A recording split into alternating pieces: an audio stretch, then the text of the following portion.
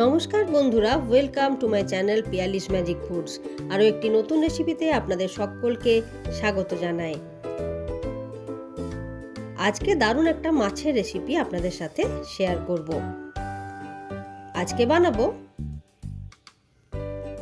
পাবদা মাছের ভাপা।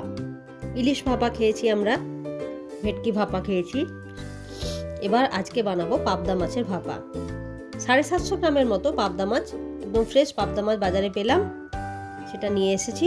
ভালো করে ধুয়ে পরিষ্কার করে নিচ্ছি। পাবদা মাছের ঝাল, পাবদা মাছের ঝোল সবই তো আমরা খেয়েছি, কিন্তু একবার পাবদা মাছ ভাপা আপনারা বাড়িতে বানিয়ে দেখুন, খুবই ভালো লাগে খেতে। এবার একটা গ্রাইন্ডিং জারের মধ্যে 1.5 চামচের মতো নিয়ে নিলাম পোস্ত, 1 চামচের মতো কালো সর্ষে, 1.5 চামচের মতো হলুদ সর্ষে বা সাদা সর্ষে, 6-7টার মতো কাঁচা লঙ্কা, অল্প একটু লবণ নিয়ে নিলাম 1 চা চামচের মতো টক দই, অল্প একটু জল, সব ভালো করে একটা মিহি পেস্ট বানিয়ে নিতে হবে। সর্ষে বাটার সময় সবসময় একটু করে কালো সর্ষে যখন থাকবে অবশ্যই কিন্তু একটু লবণ দিয়ে বাটবেন, তাহলে কিন্তু তেতো হবে না, সর্ষেটাকে তেতো লাগবে না খেতে।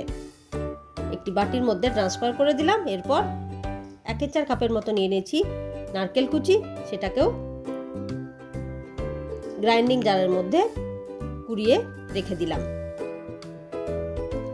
এরপর ধোয়া মাছগুলোকে নুন হলুদ, তার সাথে বাটা মশলা, নারকেল কোড়া, 2 চা চামচের মতো সর্ষের তেল সব দিয়ে ভালো করে মাখিয়ে নিচ্ছি। সর্ষের তেল একটু বেশি করে দেওয়াই ভালো, তাহলে কিন্তু টেস্টটা ভালো হয়। 10 থেকে 15 মিনিট অবশ্যই ম্যারিনেট করবেন, যদি বেশি সময় থাকে আধ ঘন্টাও করতে পারেন, অসুবিধে নেই। এরপর একটি পাত্রের মধ্যে জল গরম হতে দিয়েছি, জল প্রায় গরম হয়ে এসেছে। একটি টিফিন বক্স নিয়ে নিয়েছি এরকম বড় সাইজে, যেহেতু আমার অনেকখানি মাছ ছিল। সমস্ত মাছগুলো তার সাথে সমস্ত মশলাটাকে ভালোভাবে দিয়ে দিচ্ছি। কাঁচা লঙ্কা দিয়ে দিলাম 5-6টা, উপর থেকে অল্প আরও একটু দিয়ে দিলাম নারকেল কোড়া এবং সর্ষের তেল। যে কোনো ধরনের মাছ ভাপা করতে গেলে এয়ারটাইট কন্টেনার ব্যবহার করবে, নলে কিন্তু মাছ যখন ফুটতে শুরু করবে ভেতরে, তখন উপর থেকে বেরিয়ে আসবে। এরপর স্টিমারের মধ্যে টিফিন বক্সটাকে দিয়ে দিলাম।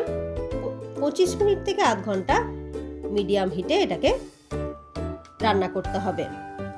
একটু ঠান্ডা হয়ে এলে তারপর টিফিন বক্সটাকে বের করে নিয়ে গরম গরম সাদা ভাতের সাথে পরিবেশন করতে হবে পাবদা মাছ ভাপা। এটা অপূর্ব খেতে হয় বন্ধুরা। আমার রেসিপিটি দেখার পর আপনারা অবশ্যই বাড়িতে একবার এটা বানিয়ে দেখুন, যদি ভালো লাগে তা অবশ্যই কমেন্ট করে কিন্তু জানাবেন। আজকে এই পর্যন্তই, ধন্যবাদ।